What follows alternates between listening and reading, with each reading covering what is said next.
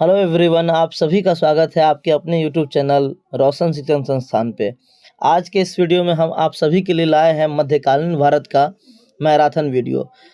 Approx 1 our का ये video हो सकता है।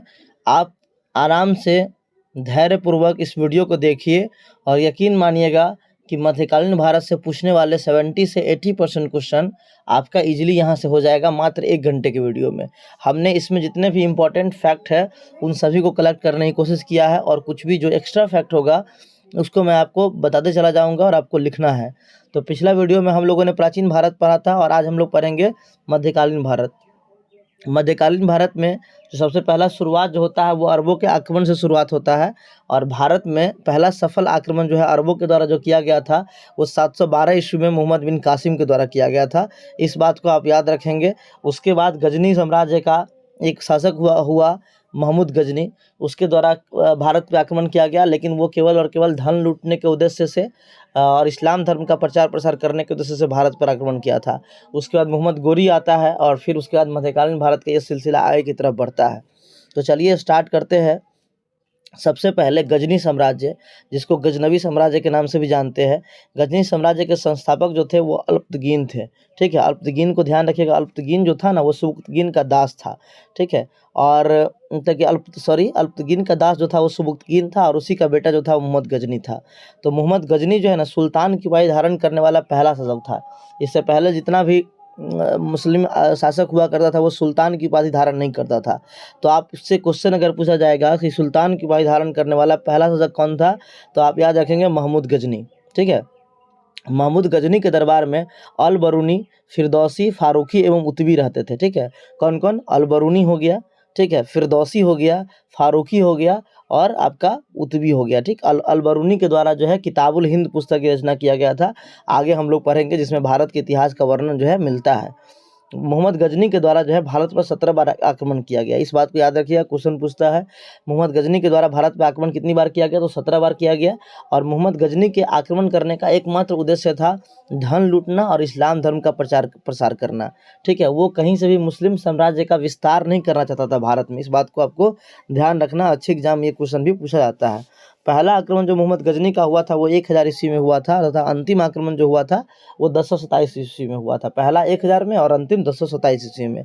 1025 ईस्वी में इन्होंने सोमनाथ मंदिर जो कि गुजरात में स्थित है, सोमनाथ मंदिर पर आक्रमण किया था। इसका सबसे जो कहा जाता है ना कि सबसे मतलब कि प्रसिद्ध आक्रमण जो था वो सोमनाथ मंदिर ही है। तो इसका डेट याद रखिएगा। यहाँ से इसने बहुत सारा जो है वो सोना लूट करके ले गया था। 1025 ईस्वी में गुजरात के सोमनाथ मंदिर पर मोहम्मद गजनी के द्वारा जो है वो आक्रमण किया गया। उसके बाद जो है बाद में चल करके मोहम्मद गजनी के बाद मोहम्मद गोरी आता है। मोहम्मद गोरी के द्वारा भारत पर पहला आक्रमण जो किया गया वो 1175 ईस्वी में किया गया। तो याद रखेंगे मोहम्मद गोरी के द्वारा भारत पर पहला आक्रमण कब किया गया था? 1175 ईस्वी में किया गया था। हम लोग बहुत डिटेल में चीज़ों को नहीं बता रहे हैं क्योंकि अगर बहुत डिटेल में बताने लगेंगे तो आपका वीडियो बहुत बड़ा हो जाएगा। आपको कम से कम टाइम में अधिक से अधिक कंटेंट देने की कोशिश किया जा रहा है जो आपके एग्जाम में सीधे क्वेश्चन पूछता है। दूसरा आक्रमण जो होता है, दूसरा आक्रमण जो मोहम्मद गोरी के द्वारा किया जाता है वो 1178 ईस्वी में पाटन गुजरात पे करता है। ठीक है, उस समय वहाँ का शासक जो था ना वो भीम द्वितीय था। एक्चुअली भीम द्वितीय की विधवा माँ थी नायक देवी, उसके संरक्षक में जो है ना ये आक्रमण मतलब कि उसके संरक्षण में मतलब भीम द्वितीय शासन कर रहा था। और उसी समय मोहम्मद गोरी का जो आक्रमण होता है ना गुजरात के पाटन पर होता है और यहाँ पे मोहम्मद गोरी की बुरी तरीके से हार हो जाती है। तो यह आक्रमण जो है असफल रहता है। इस बात को आप याद रखेंगे। पहला आक्रमण 1175 में, दूसरा आक्रमण 1178 में पाटन गुजरात में। और जब पाटन गुजरात पे आक्रमण किया उस समय वहाँ का शासक कौन था? भीम द्वितीय था। आगे चलते हैं हम लोग। जब मोहम्मद गोरी जब अपने विस्तार को भारत में बढ़ा रहा था तो उस समय जो है वो दिल्ली में चौहान वंश का शासक चल रहा था। और पृथ्वीराज चौहान, जिसे पृथ्वीराज तृतीय के नाम से भी जानते हैं, एक प्रसिद्ध शासक हुआ करता था। तो उसके साथ जो है ना मोहम्मद गोरी का दो युद्ध देखने को मिलता है, जिसको हम लोग तराइन के प्रथम युद्ध और तराइन के दूसरे युद्ध के नाम से जानते हैं। 1191 ईस्वी में तराइन का प्रथम युद्ध होता है जिसमें मोहम्मद गोरी और पृथ्वीराज चौहान के बीच में युद्ध होता है और इस युद्ध में चौहान जो है वो विजयी हो जाता है। ठीक है, तो आपको याद रखना है तराइन का प्रथम युद्ध कब हुआ था? 1191 ईस्वी में। किसके बीच में हुआ था? पृथ्वीराज चौहान और मोहम्मद गोरी के बीच में। कौन विजयी हुआ था? तो पृथ्वीराज चौहान विजयी हुआ था। ठीक, उसका तराइन का दूसरा युद्ध जो हुआ था 1192 ईस्वी में हुआ था। धड़ल्ले से क्वेश्चन पूछा जाता है यहाँ पे। ठीक है, तराइन का दूसरा युद्ध 1192 ईस्वी में हुआ था। यहाँ पे भी पृथ्वीराज चौहान और मोहम्मद गोरी के बीच में भी युद्ध होता है, लेकिन परंतु इस युद्ध में मोहम्मद गोरी जो है ना वो पृथ्वीराज चौहान को पराजित कर देता है। ठीक है, और मोहम्मद गोरी जो है वो विजयी हो जाता है। क्योंकि इसमें जो है मोहम्मद गोरी को मदद करने वाला जो शासक रहता है वो जयचंद रहता है। जयचंद को लगता है कि मोहम्मद गोरी का जब हम साथ देंगे तो मोहम्मद गोरी क्या करेगा, हमको जो है मतलब मेरी दुश्मनी का बदला लेने में। एक्चुअली हुआ क्या था कि जयचंद की पुत्री थे संयोगिता, उसको स्वयंवर से भगा करके पृथ्वीराज चौहान ले गया था, तो वो एक दूसरे से प्रेम करता था। इस वजह से जयचंद जो है पृथ्वीराज चौहान से काफ़ी नफरत करता था और इसने मोहम्मद गोरी का साथ दिया और इसको लगा कि जब मोहम्मद गोरी यहाँ से पृथ्वीराज चौहान को पराजित करके साम्राज्य हमको दे देगा और वापस चला जाएगा, परंतु ऐसा होता नहीं है। और उसके 2 साल के बाद ही चंदावर का युद्ध जो है मोहम्मद गोरी और जयचंद के बीच में देखने को मिलता है। तो आप याद रखेंगे चंदावर का युद्ध कब हुआ था, 1194 ईस्वी में हुआ था, मोहम्मद गोरी और जयचंद के बीच में हुआ था। और इसमें जयचंद जो है बुरी तरीके से पराजित हो जाता है और मोहम्मद गोरी की विजय हो जाती है। यहाँ से मोहम्मद गोरी का भारत में जो है वो मतलब कि भारत में कद जो है प्रारंभ होना शुरू होता है और मुस्लिम साम्राज्य का स्थापना यहीं से प्रारंभ हो जाता है। ठीक है, कुछ अभिलेख है जिसको आपको याद रखना जरूरी है, जहाँ से सीधा एग्जाम में क्वेश्चन पूछ लिया जाता है। गुम्फा अभिलेख, हाथी गुम्फा अभिलेख जो है वो कलिंग नरेश, कलिंग का राजा, कलिंग वर्तमान में आपका उड़ीसा में जो है, कलिंग नरेश खारवेल के द्वारा जो है ना हाथी गुम्फा अभिलेख का निर्माण करवाया जाता है। तो इस बात को आप याद रखेंगे। जूनागढ़ अभिलेख, रुद्रदामन का जूनागढ़ अभिलेख बहुत फेमस है, याद रखिएगा। जूनागढ़ अभिलेख किसका, को कैसे याद रखना है, रुद्रदामन का जूनागढ़ अभिलेख, कैसे याद रखिएगा, रुद्रदामन का जूनागढ़ अभिलेख आपको याद रखना है। उसके बाद पुलकेशिन द्वितीय के द्वारा एहोल अभिलेख का रचना किया गया था। किसके द्वारा, पुलकेशिन द्वितीय के द्वारा एहोल अभिलेख। तो एहोल अभिलेख पूछेगा तो कौन हो जाएगा आपका, पुलकेशिन द्वितीय हो जाएगा। मंदसौर अभिलेख क्या कहता है, नरेश यशोवर्मन हो जाएगा। कौन हो जाएगा, नरेश यशोवर्मन के द्वारा मंदसौर अभिलेख का रचना किया गया। और वही हम लोग नासिक अभिलेख की बात कर ले तो नासिक अभिलेख जो है वो गौतमी बलश्री के द्वारा किया। किसके द्वारा किया गया, गौतमी बलश्री के द्वारा जो है वो आपका नासिक अभिलेख का रचना किया गया। इन सभी बातों को आप याद रखेंगे। एक बार मैं और आपको रिकॉल कर देता हूँ। हाथी गुम्फा अभिलेख कहेगा तो कलिंग नरेश खारवेल हो जाएगा। जूनागढ़ अभिलेख कहेगा तो रुद्रदामन हो जाएगा। एहोल अभिलेख कहेगा तो पुलकेशिन द्वितीय हो जाएगा। मंदसौर अभिलेख कहेगा तो नरेश यशोवर्मन हो जाएगा। और नासिक अभिलेख कहेगा तो गौतमी बलश्री हो जाएगा। ठीक है, इन बातों को आपको याद रखना है। भीतरी लेख स्कंदगुप्त के द्वारा करवाया गया था। ठीक है ना, तो इन बात इसको भी आप याद रखिएगा। भीतरी अभिलेख का रचना जो है स्कंदगुप्त, जो कि गुप्त वंश का राजा था, जिसके 2 समय में हुनों का आक्रमण हुआ था। ठीक है, तो इस बात को आपको याद रखना है। अब यहाँ से क्या होता है, जब मोहम्मद गोरी जब भारत पे आक्रमण करता है तो उस समय मोहम्मद गोरी के साथ उसका दो गो दास जो है भारत में आता है। ठीक है, एक का नाम रहता है कुतुबुद्दीन ऐबक और दूसरा का नाम आपका रहता है बख्तियार खिलजी। कुतुबुद्दीन ऐबक और बख्तियार खिलजी बिहार बंगाल के क्षेत्रों में जो है बख्तियार खिलजी को शासन का जिम्मेदारी दिया जाता है और लाहौर के क्षेत्र में जो है वो आपका कुतुबुद्दीन ऐबक को शासन की जिम्मेदारी दी जाती है। ठीक है, और ये वही बख्तियार खिलजी रहता है जिसके द्वारा जो है नालंदा विश्वविद्यालय और विक्रमशिला विश्वविद्यालय को ध्वस्त कर दिया जाता है। तो अभी से हम लोग स्टार्ट करेंगे। पहला जो मध्यकालीन भारत में जो पहला वंश देखने को मिलता है उसको हम लोग बोलते हैं गुलाम वंश। ठीक है, इसका अलग अलग नाम है, इसको गुलाम वंश या ममलूक वंश के नाम से भी जानते हैं। ठीक है, तो याद रखिएगा, इसको गुलाम वंश इसलिए कहते हैं कि इसमें जितने भी शासक आते हैं ज़्यादातर शासक जो है गुलाम रहते हैं, है ना। गुलाम मतलब दास होता है, किसी के अधीन काम करना, इसलिए इस वंश को गुलाम वंश के नाम से जानते हैं। इसी का एक और नाम जो है ममलूक वंश भी है, तो इसको भी आप याद रखेंगे। गुलाम वंश का संस्थापक जो था आपका कौन था, कुतुबुद्दीन ऐबक था। कौन था, कुतुबुद्दीन ऐबक था। ऐबक के समय राजधानी कहाँ थी, लाहौर थी। अपना शासन जो है ना लाहौर से ही चलाया करता था। ठीक है, कुतुब मीनार की नींव जो है ना ऐबक ने डाली थी। इस बात को आप याद रखिएगा। कुतुब मीनार जो दिल्ली में है उसका नींव जो है ना ऐबक के द्वारा डाला गया था। क्योंकि किसके याद में, तो कुतुबुद्दीन बख्तियार काकी के याद में, है ना। कुतुबुद्दीन बख्तियार काकी के याद में जो है ना कुतुब मीनार का नींव जो है ऐबक के द्वारा डाला गया था। बाद में इस कुतुब मीनार का पूर्ण रूप से निर्माण जो है इल्तुतमिश के द्वारा करवाया गया था। इल्तुतमिश जो है ना ये कुतुबुद्दीन ऐबक का गुलाम रहता है, इसलिए इसको इल्तुतमिश को गुलामों का गुलाम मतलब दासों का दास कहा जाता है। क्योंकि कुतुबुद्दीन ऐबक खुद मोहम्मद गोरी का दास रहता है और कुतुबुद्दीन ऐबक का दास जो है इल्तुतमिश रहता है। तो इल्तुतमिश को जो है गुलामों का गुलाम कहा जाता है। तो आपको यहाँ से क्या क्या याद रखना है, आपको ध्यान रखना है कुतुब मीनार का नींव किसने डाला था, तो कुतुबुद्दीन ऐबक ने डाला था। कुतुब मीनार का निर्माण किसने पूरा करवाया था, तो आपका इल्तुतमिश के द्वारा करवाया गया था। कुतुब मीनार किसके याद में बनाया गया था, तो कुतुबुद्दीन बख्तियार काकी की याद में बनाया गया था। इस 3 बात को यहाँ से याद रखिएगा। कुतुबुद्दीन ऐबक को लाख बख्श कहा जाता था। लाख बख्श मतलब क्या होता है, लाख बख्श का अर्थ होता है लाखों का दान देने वाला। ये बहुत दानी प्रवृत्ति का इंसान था, इसलिए कुतुबुद्दीन ऐबक को माफ करिएगा, ऐबक को जो है लाख बख्श कहा जाता है। ऐबक ने अजमेर में 2.5 दिन का झोपड़ा एवं दिल्ली में कुव्वत उल इस्लाम मस्जिद का निर्माण करवाया था। तो याद रखना है आपको क्या, अजमेर में 2.5 दिन का झोपड़ा, क्या अजमेर में 2.5 दिन का झोपड़ा, अजमेर में 2.5 दिन का झोपड़ा किसके द्वारा, कुतुबुद्दीन ऐबक के द्वारा। और कुव्वत उल इस्लाम मस्जिद जो है किस कहाँ पे, दिल्ली में। तो दिल्ली में कुव्वत उल इस्लाम मस्जिद का है, चाहे अजमेर में 2.5 दिन का झोपड़ा का है, ये कुतुबुद्दीन ऐबक के द्वारा इसका निर्माण करवाया गया था। इस बात को आपको याद रखना है। बख्तियार खिलजी जो है ना, ऐबक का सेना नायक था। क्या था, बख्तियार खिलजी ऐबक का सेना नायक था, जिसने नालंदा विश्वविद्यालय को ध्वस्त किया था। ये दोनों जो है ना मोहम्मद गोरी के साथ भारत आया था। तो नालंदा विश्वविद्यालय को ध्वस्त किसने किया था, बख्तियार खिलजी किया था। इल्तुतमिश जो है ना, ऐबक का गुलाम एवं दामाद था। ऐबक का गुलाम भी था इल्तुतमिश, और उसका दामाद भी था। ऐबक के मृत्यु के समय वह बदायूं का शासक था। क्वेश्चन पूछता है कि जब कुतुबुद्दीन ऐबक का मृत्यु हुआ था तो इल्तुतमिश कहाँ का शासक था। तो इल्तुतमिश समय बदायूं प्रदेश का शासक हुआ करता था। ठीक है, इल्तुतमिश जब राजा बना तो क्या किया, सम्राट बना, तो वो क्या किया, राजधानी को लाहौर से दिल्ली में स्थानांतरित किया। कहाँ से कहाँ किया, लाहौर से दिल्ली में स्थानांतरित किया। और दिल्ली जब राजधानी हो गया ना, तो यहाँ पे जितने मतलब कि बाद में यहाँ पे जितने भी शासक आए उस सभी ने, ऑलमोस्ट सभी ने अपने नाम के आगे सुल्तान का उपाधि धारण किया। इसलिए उस पूरे वंश को, उस पूरे मतलब कि काल को दिल्ली सल्तनत के नाम से जाना गया। ठीक है, क्योंकि राजधानी दिल्ली हुआ करता। तो राजधानी को पहली बार लाहौर से दिल्ली लाने का काम कोई किया तो वह इल्तुतमिश किया। इल्तुतमिश का नाम आपको याद रखना है। इल्तुतमिश पहला शासक था जिसने सुल्तान पद की वैधानिक स्वीकृति बगदाद के खलीफा से प्राप्त किया था। याद रखना है आपको। वैसे अगर कहा जाए पूरे मध्यकालीन भारत में पहला शासक कौन हुआ जिसने सुल्तान का उपाधि धारण किया, तो आपका गजनी था। ठीक है, मोहम्मद गजनी था। लेकिन भारत में सुल्तान पद की वैधानिक स्वीकृति बगदाद खलीफा से कितने प्राप्त किया था, तो इल्तुतमिश किया था। इस बात को आपको याद रखना है। इल्तुतमिश ने सबसे पहले शुद्ध अरबी सिक्के जारी किए। क्या किया, शुद्ध अरबी सिक्का जो है किसने जारी किया, सबसे पहले इल्तुतमिश ने जारी किया। इल्तुतमिश के द्वारा क्या किया गया, तुर्कान चिहलगानी नामक संगठन बनाया गया। तुर्कान चिहलगानी का मतलब क्या होता है, 40 को जो गुलाम था ना, 40 गुलाम सरदार का एक दल बनाया गया इल्तुतमिश के द्वारा, जिसको तुर्कान चिहलगानी के नाम से जाना गया। इसी में एक बलबन हुआ करता था 40 सरदार में ही। तो आगे चल करके जब बलबन राजा बनता है ना, तो इस तुर्कान चिहलगानी को नष्ट कर देता है। समझ गए, आगे चल के हम लोग पढ़ेंगे। तो तुर्कान चिहलगानी को नष्ट करने का काम किसने किया, बलबन ने किया।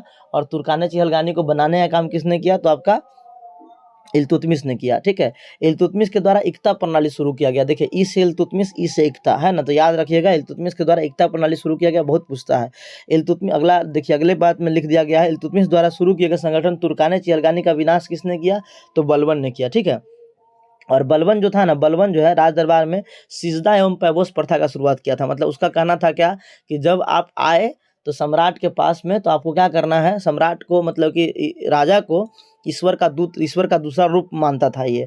और ऐसा कहता था कि जिस प्रकार आप ईश्वर के समीप लेट करके, है ना, मतलब कि सिजदा करते हैं, उस तरीके से आपको पेट के बल लेट करके जो है ना मतलब कि सर झुका करके पेट के बल लेट करके आपको प्रणाम करना है।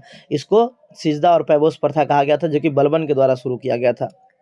बलबन क्या क्या था, बलबन ने अपने विरोधियों के प्रति लौह एवं रक्त की नीति का पालन किया। तो आपको याद रखना है, क्वेश्चन आपसे पूछेगा, लौह एवं रक्त की नीति का पालन किसके द्वारा किया गया था, तो बलबन के द्वारा किया गया था। समझ गए। नसीरुद्दीन महमूद जो था ना, नसीरुद्दीन महमूद जो था वो बलबन का दामाद था। समझ गए। नसीरुद्दीन महमूद एकमात्र सुल्तान था जो टोपी सी करके अपना जीवन यापन करता था। लेकिन नसीरुद्दीन महमूद को बलबन क्या किया, अपना दामाद बनाया, और साथ में उसको क्या किया, सम्राट मतलब कि सुल्तान भी बना दिया। ठीक है, तो इस बात से खुश होकर के नसीरुद्दीन महमूद ने बलबन को उलुग खां का उपाधि दिया था। तो आपको याद रखना है, उलुग खां का उपाधि किसको दिया गया, बलबन को दिया गया। किसके द्वारा दिया गया, तो नसीरुद्दीन महमूद के द्वारा दिया गया। ठीक है, नसीरुद्दीन महमूद एकमात्र जो टोपी सीकर जीवन यापन करता था। इस बात को आपको याद रखना है। यहाँ से क्या होता है आपका, इस प्रकार से गुलाम वंश जो है, गुलाम वंश में जो महत्वपूर्ण शासक हुआ करता था वो आपका क्या हो गया, आपका समाप्त हो गया। अब हम लोग गुलाम वंश के बाद जो है, गुलाम वंश जो है आपका 1207 से लेकर 1290 तक जो है गुलाम वंश देखने को मिलता है। और 1290 से लेकर के 1320 तक के समय जो रहता है वो खिलजी वंश का समय रहता है। खिलजी वंश का संस्थापक कौन होता है, जलालुद्दीन फिरोज खिलजी। कौन होता है, जलालुद्दीन फिरोज खिलजी जो है खिलजी वंश का संस्थापक होता है।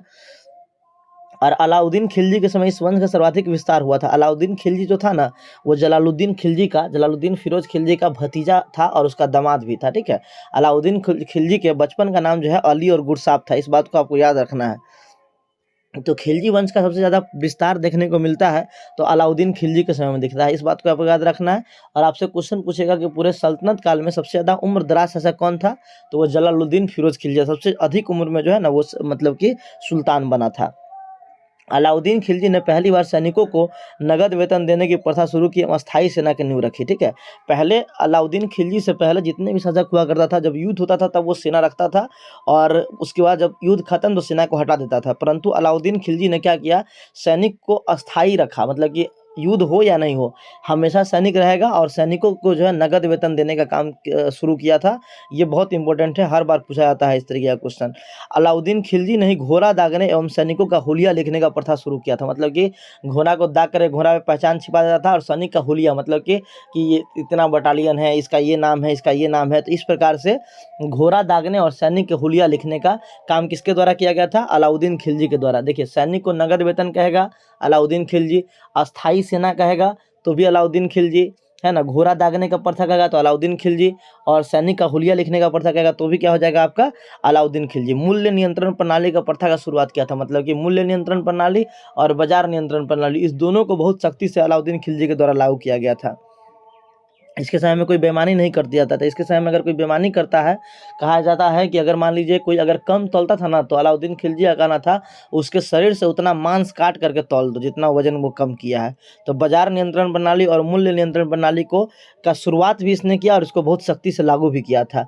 सीरी का किला, अलाई दरवाजा एवं हजार खंबा महल का निर्माण जो है अलाउद्दीन खिलजी के द्वारा किया गया है। एक बार और आप ध्यान रखिए, कौन कौन, सीरी का किला का है, अलाई दरवाजा का है और हजार खंबा महल का है। इसका निर्माण किसके द्वारा करवाया गया, अलाउद्दीन खिलजी के द्वारा करवाया गया। इसने स्वयं को सिकंदर ए सानी की उपाधि से विभूषित किया। सिकंदर ए सानी का मतलब था द्वितीय सिकंदर, है ना, ये अपने आप को दूसरा सिकंदर, मतलब ये अपने आप को दूसरा सिकंदर समझता था, ये सिकंदर जैसा बनना चाहता था, ये भी विश्व विजेता बनना चाहता था। इसलिए ये अपने आप को कौन सा, ये सुल्तान उल्तान का उपाधि नहीं लिया था किसी खलीफा वलीफा से, है ना, ये अपने आप को सिकंदर ए सानी की उपाधि से विभूषित किया था। ठीक है, इस बात को ध्यान रखना है। भू राजस्व की दर जो है ना, उपज का 1/2, इसके समय में सबसे ज़्यादा भू राजस्व का दर देखने को मिलता है, जो कि उपज का 50% अर्थात 1/2 था। दक्षिण भारत के विजय हेतु अलाउद्दीन ने मलिक कफूर को नियुक्त किया था। किसको नियुक्त किया था, मलिक कफूर। मलिक कफूर जो था, मलिक कफूर को 1000 रुपये में खरीदा गया था, हजार रुपये में खरीदा कि हिजरा था, और मलिक कफूर को जो 1000 दिनारी के नाम से भी जाना जाता है। तो दक्षिण भारत में जब ये गुजरात विजय के लिए जब ये निकला था, तो अलाउद्दीन जो है मलिक कफूर को ही नियुक्त किया था। ठीक है, मलिक कफूर का अलग नाम है, क्या नाम है, 1000 दिनारी है। क्या नाम है, 1000, क्योंकि इसको 1000 रुपये में खरीद करके लाया गया था। अलाउद्दीन खिलजी के मृत्यु के बाद कुतुबुद्दीन मुबारक खिलजी जो है दिल्ली के सिंहासन में बैठा, और कुतुबुद्दीन मुबारक खिलजी जो था ना, वो थोड़ा सा मतलब कि दिमाग से थोड़ा सा पागल था और सनकी था। मुबारक खिलजी को जो है ना नग्न स्त्री एवं पुरुषों की संगत पसंद थी। कभी कभी ये दरबार में बिना कपड़ा के ही दौड़ लगाया करता था। ठीक है, तो इस प्रकार से जो है खिलजी वंश जो है 1320 में जाकर के खिलजी वंश समाप्त हो जाता है और आगे चल करके आपका तुगलक वंश देखने को मिलता है। ठीक है, तुगलक वंश पूरे मध्यकालीन भारत में सबसे लंबा वंश जो है वो तुगलक वंश ही देखने को मिलता है। 1320 से लेकर के 1414 के आसपास तक तुगलक वंश का समय देखा जाता है। और ये क्वेश्चन पूछा जाएगा कि सर्वाधिक समय तक किस वंश का शासक रहा था मध्यकालीन भारत में, तो याद बताइएगा, तुगलक वंश का रहता है। ठीक है, तुगलक वंश का संस्थापक जो था आपका गयासुद्दीन तुगलक था। क्या था, गयासुद्दीन तुगलक जो है तुगलक वंश का संस्थापक था, और गयासुद्दीन तुगलक का उत्तराधिकारी जो है मोहम्मद बिन तुगलक हुआ। गयासुद्दीन तुगलक से आप एक बात याद रखिएगा कि सबसे पहले जो है नहर के निर्माण की शुरुआत जो है गयासुद्दीन तुगलक के द्वारा ही किया गया था, और सबसे ज़्यादा नहर का निर्माण कहेगा तो मोहम्मद बिन तुगलक के बाद एक शासक आता है फिरोज शाह तुगलक, जिसको FST के नाम से जानते हैं, उसके द्वारा किया गया था। तो आपको ध्यान रखना है। तो गयासुद्दीन तुगलक का उत्तराधिकारी कौन हुआ, मोहम्मद बिन तुगलक, जिसको MBT के नाम से जानते हैं। मोहम्मद बिन तुगलक जो है ना मध्यकालीन सभी सुल्तानों में सबसे योग्य, शिक्षित एवं विद्वान शासक था। ठीक है, समझ गए, सबसे योग्य था, सबसे ज़्यादा शिक्षित था और सबसे विद्वान शासक था। लेकिन इसने जितना भी योजना लाया ना, वो सब योजना जो है सारा का सारा योजना इसके समय विफल हो गया। इसलिए इसको स्वप्नशील, पागल और रक्त पिपासु कहा गया। क्या क्या कहा गया, स्वप्नशील कहा गया, पागल कहा गया और रक्त पिपासु कहा गया। कृषि क्षेत्र के विकास हेतु इसने अमीर एक कोही विभाग का स्थापना किया। याद रखिएगा, यहाँ से 2 क्वेश्चन पूछेगा। अमीर एक कोही किससे संबंधित है, तो कृषि विभाग से संबंधित है। और अमीर एक कोही का स्थापना किसके द्वारा किया गया, तो आप बताना है आपको क्या, मोहम्मद बिन तुगलक के द्वारा किया गया। ध्यान रखना, अमीर कोही मोहम्मद बिन तुगलक कृषि क्षेत्र के विकास के लिए। ये राजधानी को अपना क्या किया, दिल्ली से स्थानांतरित करके देवगिरी स्थापित किया, है ना। राजधानी को क्या किया, दिल्ली से स्थानांतरित करके देवगिरी ले गया, और उसका नाम क्या रखा, दौलताबाद रखा। लेकिन फिर बाद में उसको वापस राजधानी फिर से दिल्ली लौटना पड़ा था, समझ गए। तो इसलिए इसका जितना भी योजना था ना, सबका सब क्या हो जा रहा था, असफल हो जा रहा था। तो इस बात को आप ध्यान रखिएगा। दोआब क्षेत्र जो होता है, 2 नदी के बीच का जो भूमि होता है उसको दोआब क्षेत्र बोलते हैं। वो काफ़ी उपजाऊ होता है। तो उसके बीच में मतलब वहाँ पे फसल बहुत उपजता था। तो ये क्या किया, वहाँ पे टैक्स को जो है, कर को बढ़ा दिया, 1/2 कर दिया। लेकिन उस समय क्या हुआ कि वहाँ उस समय क्या हुआ, अकाल पड़ गया, और अकाल पड़ने की वजह से बारिश ही नहीं हुआ और दोआब क्षेत्र में फसल ही नहीं उपजा, तो उसका वो योजना भी असफल हो गया। राजधानी को जो है दिल्ली से देवगिरी स्थानांतरित करके उसका नाम दौलताबाद रखा, लेकिन फिर उसको राजधानी को वापस दिल्ली लेकर के आना पड़ा। तो जितना भी प्रकार का योजना सांकेतिक मुद्रा चलाया, वो भी उसका क्या हुआ, देखिए लिखा हुआ है ना, सर्वप्रथम सांकेतिक मुद्रा का प्रचलन जो है इसी के द्वारा किया गया। लेकिन लोग जो है इतना डुप्लीकेट मुद्रा जो है चला लिया कि बाद में उसका ये योजना भी असफल हो गया। इस वजह से इसको स्वप्नशील, पागल और रक्त पिपासु कहा गया है। तो इस बात को आपको याद रखना है। सांकेतिक मुद्रा का प्रचलन सबसे ज्यादा किसके द्वारा किया गया, मोहम्मद बिन तुगलक के द्वारा किया गया, समझ गए। और वर्तमान समय में सबसे पहले सांकेतिक मुद्रा कहाँ लाया गया, तो आपको ध्यान रखना है, चीन में लाया गया।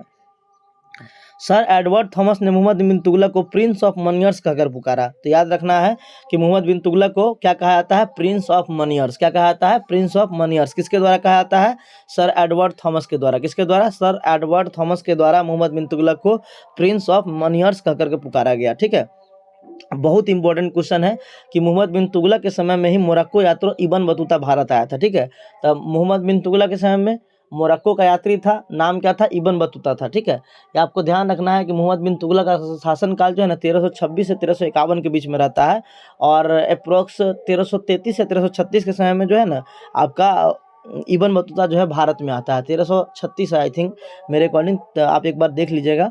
तो मोरक्को यात्री इब्न बतूता जो है भारत आया था, किसके समय में, मोहम्मद बिन तुगलक के समय में भारत आया था। ठीक है, और इसने जैन धर्म के प्रसिद्ध संत जीन प्रभु सूरी को सम्मानित किया था। जैन धर्म के प्रमुख संत कौन था, आपका नाम क्या था उनका, जीन प्रभु सूरी। उसको सम्मानित किसने किया था, आपका किसने सम्मानित किया था, मोहम्मद बिन तुगलक ने सम्मानित किया था जैन धर्म के प्रसिद्ध संत जीन प्रभु सूरी को।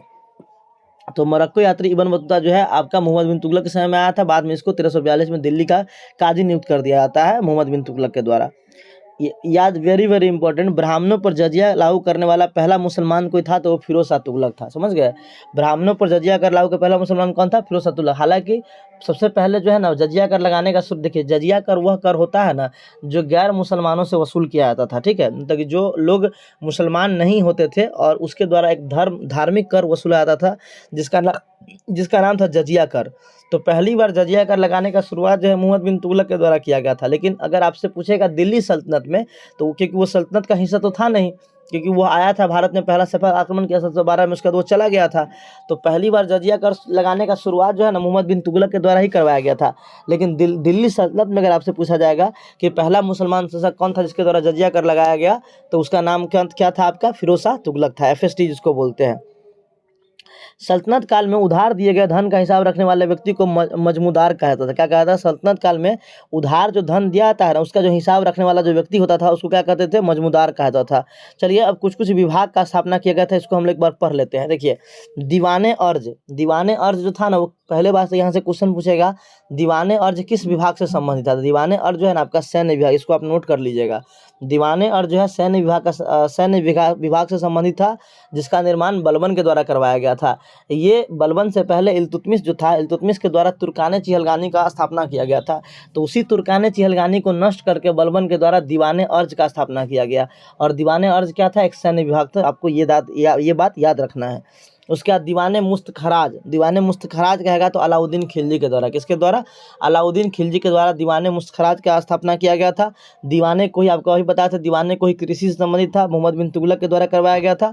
तो आप याद रखेंगे, दीवाने को ही मोहम्मद बिन तुगलक कृषि विभाग से संबंधित था। दीवाने खैरात, ये फिरोज शाह तुगलक के द्वारा क्या था, मतलब कि खैराती अस्पताल वगैरह होता है, जिन लोगों के पास जो है पैसा नहीं था, उसके लिए अस्पताल वगैरह का स्थापना किया गया था फिरोज शाह तुगलक के द्वारा, जिसका नाम था दीवाने खैरात। क्या नाम था, दीवाने खैरात। दीवाने बंदगान, दास के, एक्चुअली सबसे आपसे क्वेश्चन पूछा जाएगा कि पूरे मध्यकालीन भारत में सबसे अधिक दास किसके समय में था, तो फिरोज शाह तुगलक के समय में था।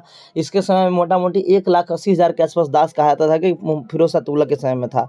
तो दासों के रख रखाव के लिए दीवाने बंदगान का स्थापना फिरोज शाह तुगलक के द्वारा किया गया था। दीवाने बंदगान का स्थापना किसके द्वारा किया गया था, फिरोज शाह तुगलक के द्वारा किया गया था। ठीक है, दीवाने इस्तिहाक, ये पेंशन विभाग से संबंधित था। किसी को पेंशन वेंशन देना होता था या फिर मतलब कि सहायता राशि देना होता था, तो उसके लिए दीवाने इस्तिहाक का स्थापना किया गया था फिरोज शाह तुगलक के द्वारा। तो एक बार रिकॉल करते हैं, दीवाने अर्ज कहेगा सैन्य विभाग बलबन के द्वारा, दीवाने मुस्तखराज कहेगा तो ये आपका अलाउद्दीन खिलजी के द्वारा। दीवाने को ही कहेगा कृषि विभाग, ये आपका मोहम्मद बिन तुगलक के द्वारा। दीवाने खैरात कहेगा तो खैराती अस्पताल था, ये आपका फिरोज शाह तुगलक के द्वारा करवाया गया। दीवाने को ही मोहम्मद बिन तुगलक के द्वारा और दीवाने खैरात फिरोज शाह तुगलक के द्वारा। दीवाने बंदगान दासों के रखरखाव के लिए था, फिरोज शाह तुगलक के द्वारा। दीवाने इस्तिहाक पेंशन संबंधी था, ये भी फिरोज शाह तुगलक के द्वारा। ये सबसे सीधे क्वेश्चन पूछ लेगा आपके एग्जाम में, है ना, डायरेक्ट बड़े से बड़े एग्जाम में, छोटा से छोटा एग्जाम में क्वेश्चन पूछता है। तो आपको क्या करना है, 2 बार 3 बार 4 बार सुनना है वीडियो को, आपको याद हो जाएगा। ठीक है, तो पहले आप लोगों ने देखा कि पहले कौन सा वंश आया, आपका गुलाम वंश आया, 1207 से 1290 तक रहा, जिसको हम लोग ममलुक वंश के नाम से जानते हैं। उसके बाद जो आपका खिलजी वंश आया, 1290 से 1320 तक रहा। 1320 से 1414 तक जो है आपका कौन सा वंश रहा, आपका तुगलक वंश रहा। ठीक है, तो उसी समय में 1398 में क्या होता है, तैमूर लंग का आक्रमण होता है भारत में, और यहाँ से जो है मतलब कि तुगलक वंश का समाप्ति हो जाता है। और उसके बाद जो भी शासन करता है 1414 तक, वो तैमूर लंग के अधीन होकर के ही शासन करता है। और बाद में 1414 में क्या किया जाता है, सैयद वंश का स्थापना जो है खिज्र खां के द्वारा किया जाता है। तो याद रखेंगे कि वंश का क्रम भी पूछेगा कई बार, पहले गुलाम वंश आया, फिर खिलजी वंश आया, फिर तुगलक वंश आया, फिर सैयद वंश आया और फिर लोदी वंश आएगा, समझ गए। तो सैयद वंश का संस्थापक कौन था, खिज्र खां था। कौन था, खिज्र खां था। खिज्र खां के द्वारा सैयद वंश का स्थापना किया गया। और खिज्र खां जो है रैयत ए आला की उपाधि धारण किया था। किसका उपाधि धारण किया था, खिज्र खां, रैयत ए आला की उपाधि धारण किया था। कौन, खिज्र खां धारण किया था। तो इसको भी आपको याद रखना है। सैयद वंश से ज़्यादा क्वेश्चन नहीं पूछता है। अब हम लोग इंपॉर्टेंट है लोधी वंश। इसके बाद लोधी वंश 1414 से लेकर 1451 तक जो है आपका सैयद वंश देखने को मिलता है। और 1451 से लेकर 1526 तक जो है, ये सारा डेट मैं जो बता रहा हूँ आपको क्या करना है, राइट डाउन कर लीजिएगा, है ना, क्योंकि हर चीज़ को यहाँ पे लिख पाना थोड़ा संभव नहीं है मेरे लिए। तो आप इसको अपना कॉपी में नोट करते रहिएगा, आपको बहुत काम आएगा। और कम से कम समय में आपको मध्यकालीन भारत का पूरा रिविजन करवाया जा रहा है। और यहाँ से यकीन मानिए आपका मैक्सिमम क्वेश्चन जो है आपका पकड़ा जाएगा, कुछ नहीं छूटेगा। तो लोधी वंश का संस्थापक कौन था, आपका बहलोल लोधी। कौन था, बहलोल लोधी के द्वारा लोधी वंश का स्थापना किया गया, जो कि 1451 से 1526 तक रहा था। इस वंश का प्रमुख शासक हुआ करता था आपका सिकंदर लोधी। ठीक है, सिकंदर लोधी, जिस आगरा शहर को आज आप देख रहे हैं, जहाँ पे ताजमहल भी है, इस आगरा शहर का स्थापना जो है ना सिकंदर लोधी के द्वारा 1504 में किया गया था। तो डेट सहित आपको याद रखना है। तो आगरा शहर का स्थापना किसने किया था, सिकंदर लोधी किया था। कब किया था, 1504 में किया था। इस दोनों बात को आपको याद रखना है। साथ में इसके द्वारा किया गया था मुसलमानों को ताजिया निकालने एवं मुस्लिम महिलाओं को मजार पर जाने से प्रतिबंधित किया गया था। ठीक है, मुसलमान को ताजिया निकालने और मुस्लिम महिलाओं को मजार पर जाना प्रतिबंधित था। किसके समय में, सिकंदर लोधी के समय में। ठीक है, गुलरुखी शीर्षक से फारसी कविताओं का रचना किया था। ये क्वेश्चन पूछेगा, गुलरुखी शीर्षक से फारसी कविता का रचना किसने किया था, तो सिकंदर लोधी। गुलरुखी शीर्षक कौन सा कविता, फारसी कविता। क्योंकि पूरे मध्यकालीन भारत में अगर आप देखिएगा तो दिल्ली सल्तनत का जो राजकीय भाषा था क्या था, वो था आपका फारसी था। और मुगल में भी जाएंगे तो मुगल का भी राजकीय भाषा फारसी था। ये भी चीज़ क्वेश्चन में पूछा जाता है, तो याद रखिएगा। तो फारसी कविता का रचना किया था सिकंदर लोधी के द्वारा गुलरुखी शीर्षक से। सल्तनत काल में अंतर्राष्ट्रीय बंदरगाह के रूप में कौन प्रसिद्ध, देवल। याद रखिएगा, पिछले वीडियो में एंशियंट वीडियो में मैंने आपको बताया था कि लोथल जो है प्रसिद्ध था बंदरगाह के रूप में। सिंधु घाटी सभ्यता के समय लोथल और सुतगुत्ता सबसे ज़्यादा प्रसिद्ध जो था वो लोथल था, गुजरात में भगवा नदी के किनारे स्थित था। इसी प्रकार से यहाँ पे अगर हम लोग बात करेंगे तो सल्तनत काल में कौन प्रसिद्ध था, देवल प्रसिद्ध था। कौन था प्रसिद्ध, देवल। ठीक है ना, ये अंतर्राष्ट्रीय बंदरगाह के रूप में प्रसिद्ध था।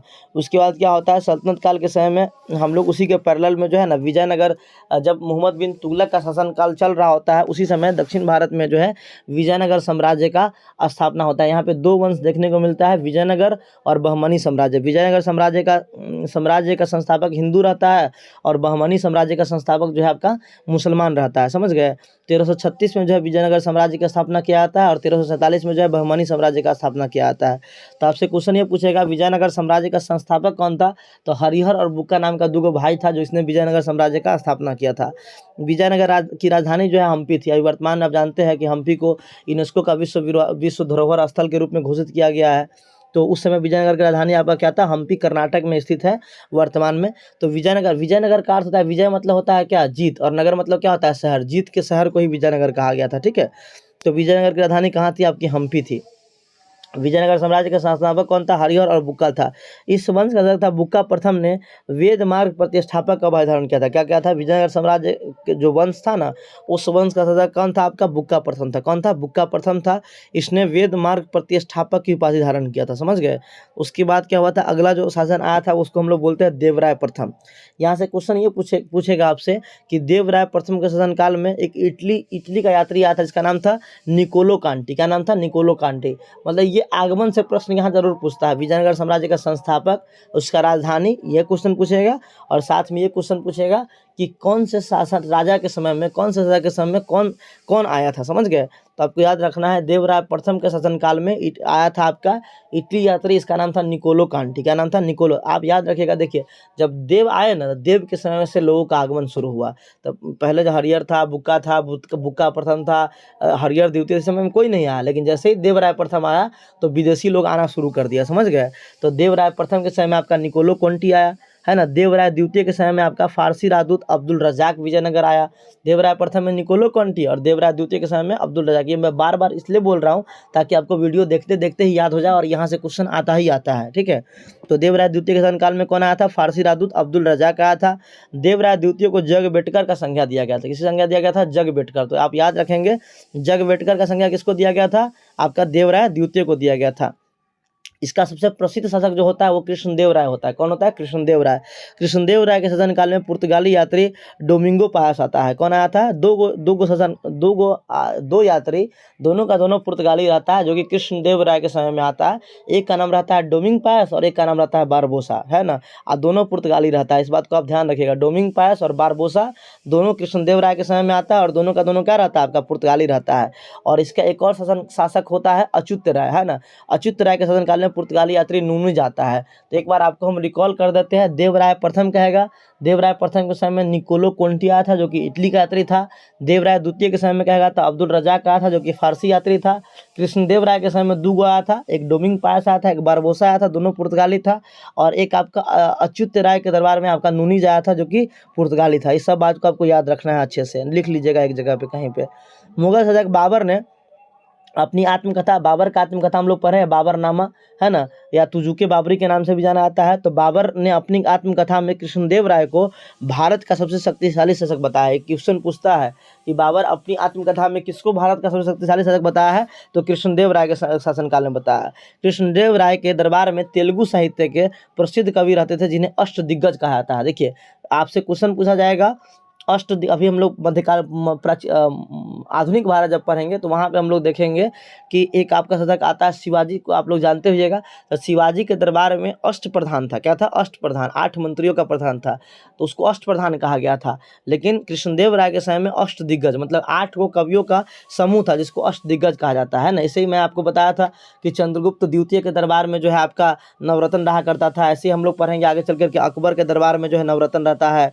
तो यह इस बात को आपको याद रखना है। क्वेश्चन पूछेगा अष्ट दिग्गज, अष्ट प्रधान कहेगा तो शिवाजी, अष्ट दिग्गज कहेगा तो आपका हो जाएगा कौन? कृष्णदेव राय। अष्ट दिग्गज क्या था? कवियों का समूह था, 8 वो कवियों का समूह था। इसमें तेलुगु साहित्य के प्रसिद्ध कवि रहा करते थे, ठीक है। विजयनगर साम्राज्य के पतन का कारण था तालीकोटा का युद्ध। तालीकोटा का युद्ध का अलग अलग नाम है। तालीकोटा के युद्ध को ही राक्षसी तंगरी के युद्ध के नाम से जानते हैं या बनी हट्टी के युद्ध के नाम से जानते हैं।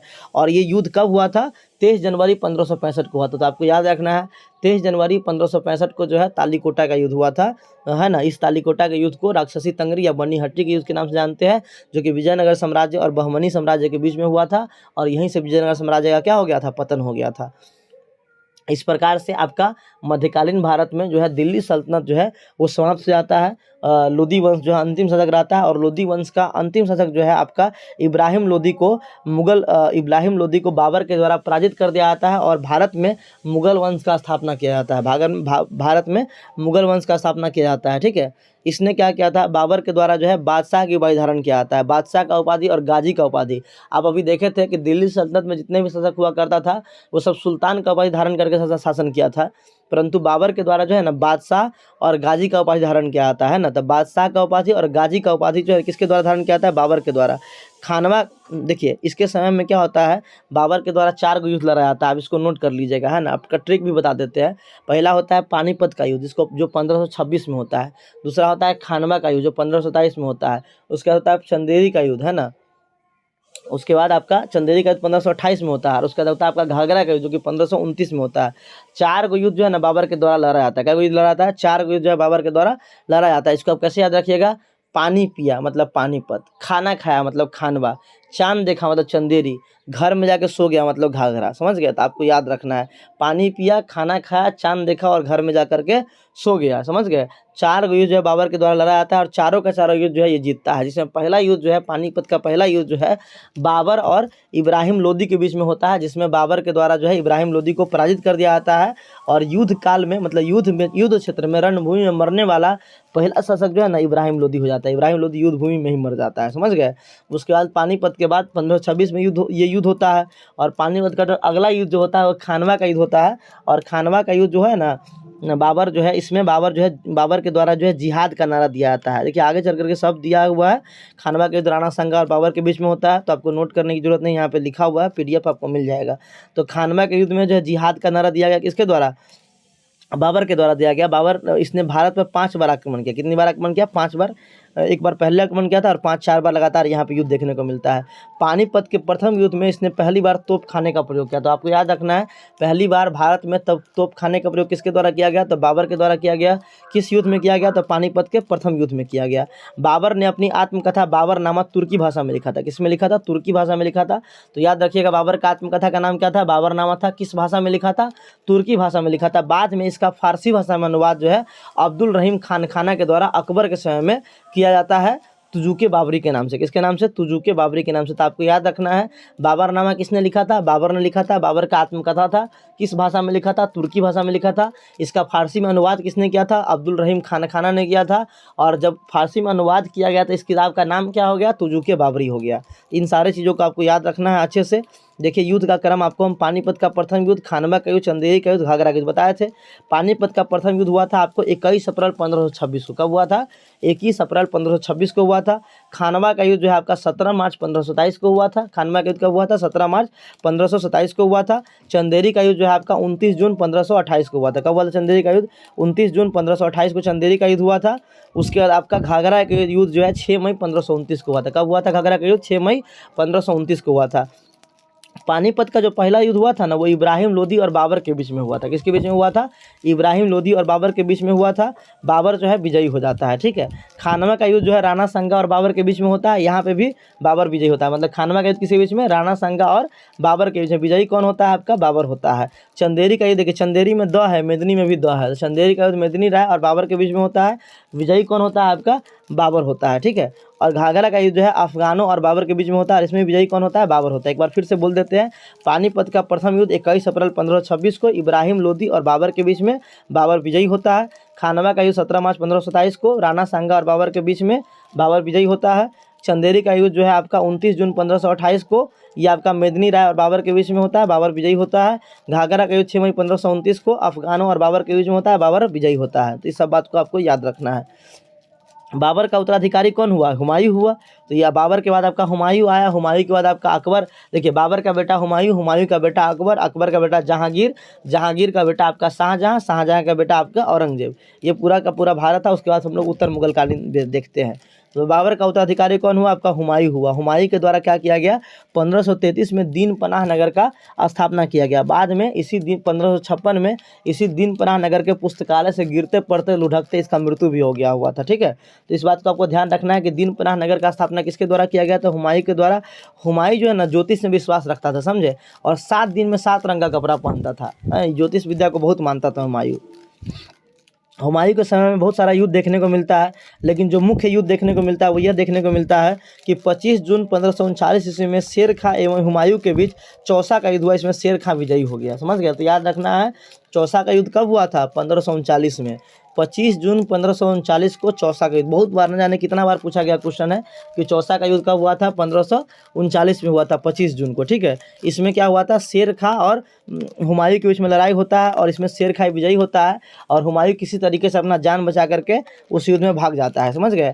उसके बाद फिर अगले साल जो है 17 मई 1540 ईस्वी को शेर खां और हुमायूं के बीच में बिलग्राम या कन्नौज का युद्ध होता है। क्या याद रखना है आपको? बिलग्राम या कन्नौज का युद्ध कब होता है? तो 17 मई 1540 को बिलग्राम या कन्नौज का युद्ध होता है, जिसमें भी शेर खां क्या होता है? विजयी होता है। शेर खां क्या होता है? विजयी हो जाता है। समझ गए? कन्नौज का युद्ध, उसके बाद कन्नौज के युद्ध में, उसके बाद यहाँ से मतलब बिलग्राम या कन्नौज का युद्ध जब हार जाता है बाबर, तो इस प्रकार से मतलब कि भारत में क्या होता है कि शेर शाह के मतलब कि शेर खान जो है ना शेर शाह का उपाधि धारण करता है और सूर वंश का स्थापना करता है, क्योंकि उसका पूरा नाम शेर शाह सूरी था। तो शेर शाह के द्वारा जो है सूर वंश का स्थापना कर दिया जाता है। 1540 से लेकर 1555 तक जो है ना भारत में सूर वंश चलता है। और कन्नौज युद्ध में जब हार हो जाता है हुमायूं का, तो हुमायूं हार के पश्चात जो है ना 15 वर्षों के लिए निर्वासित जीवन जो है ना व्यतीत करने लगता है। और पुनः 1555 में इसने पंजाब के सूरी शासक सिकंदर को पराजित कर दिल्ली के गद्दी पर बैठता है। और यहाँ पे जो युद्ध होता है, इस युद्ध को हम लोग मतलब कि यहाँ से मतलब कि क्या करता है सिकंदर मतलब कि ये आपका हुमायूं के द्वारा जो है ना फिर से दिल्ली का गद्दी जो है प्राप्त किया जाता है। तो याद रखेंगे 1540 से 1555 तक भारत में कौन सा वंश चल रहा होता है, सूर वंश चल रहा होता है। सूरी शासक सिकंदर को पराजित करके हुमायूं जो है फिर से दिल्ली की गद्दी पर बैठता है और बाद में उसका फिर मृत्यु हो जाता है। हुमायूं नामा की रचना जो है हुमायूं का के ऊपर एक पुस्तक लिखा गया था हुमायूं नामा, जिसकी रचना जो है उसकी बहन गुलबदन बेगम के द्वारा, किसके द्वारा किया गया था, गुलबदन बेगम के द्वारा हुमायूं नामा की रचना किया गया था। ठीक है, दो को युद्ध और देखने को मिलता है आपका, एक देवराय का युद्ध 1531 में होता है हुमायूं के समय में, और एक सरहिंद का युद्ध 1555। इस सरहिंद के युद्ध के द्वारा ही क्वेश्चन पूछता है कि हुमायूं फिर से भारत की गद्दी किस युद्ध के द्वारा प्राप्त करता है, तो सरहिंद के युद्ध के द्वारा, जो कि 1555 में होता है और सूरवंश के सिकंदर और हुमायूं के बीच में होता है। और सरहिंद के युद्ध के बाद जो है ना फिर से अपने गद्दी को प्राप्त करता है और यहाँ से जो है आपका सूर साम्राज्य का विनाश हो जाता है और फिर से मुगल वंश जो है आपका चलने लगता है। समझ गए।